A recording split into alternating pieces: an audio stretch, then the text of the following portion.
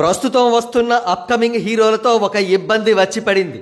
వాళ్లకు జస్ట్ 1-2 సినిమాలకే నెత్తి మీద కొమ్ములు మొలుస్తున్నాయి. కళ్ళు నెత్తికెక్కి ఎలా ప్రవర్తిస్తున్నారో వాళ్లకే తెలియడం లేదు. అలాంటి వాళ్లలోకి సిద్ధు జొన్నలగడ్డ కూడా చేరిపోయాడా అనే డౌట్ వస్తోంది. వివరాల్లోకి వెళితే సిద్ధు జొన్నలగడ్డ హీరోగా నటించిన టిల్లు స్క్వేర్ సినిమా ఇటీవల రిలీజ్ అయి బ్లాక్ బస్టర్ విజయం సాధించిన విషయం తెలిసిందే. కాగా క్రొత్త వాళ్లను ఎంకరేజ్ చేయడంలో తండ్రి అడుగుజాడల్లో ప్రయాణిస్తున్న గ్లోబల్ స్టార్ రామ్ చరణ్ గారు టిల్లు స్క్వేర్ ఫిల్మ్ యూనిట్ని అభినందిస్తూ ఒక ట్వీట్ చేశారు. Dear Siddhu, so proud of your phenomenal success.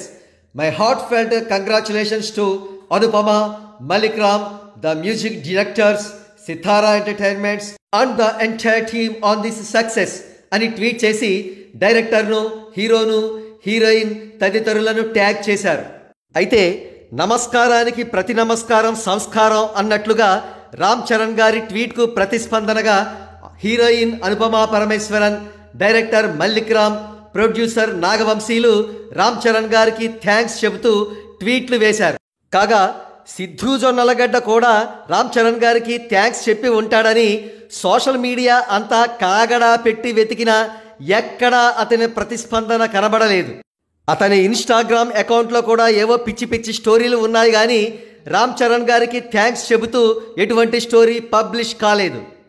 చూడు సిద్ధు, ఇప్పుడు హిట్లో ఉన్నావు కాబట్టి ఒళ్ళు కొవ్వెక్కి ప్రవర్తిస్తున్నావు, కానీ రేపన్న రోజున నీకు ఫ్లాప్ రావచ్చు. అప్పుడు నీ చిత్రానికి మాట సాయం కోసం రామ్ చరణ్ గారిని కానీ చిరంజీవి గారిని కానీ అప్రోచ్ అవ్వాల్సిన అవసరం ఉండాల్సి రావచ్చు. అప్పుడు నువ్వు ఏ మొహం పెట్టుకుని వాళ్ళ దగ్గరికి వెళతావు అని విమర్శకులు సిద్ధు జొన్నలగడ్డను ప్రశ్నిస్తున్నారు. మరి ఆ ప్రశ్నకు సిద్ధు దగ్గర సమాధానం ఉందా?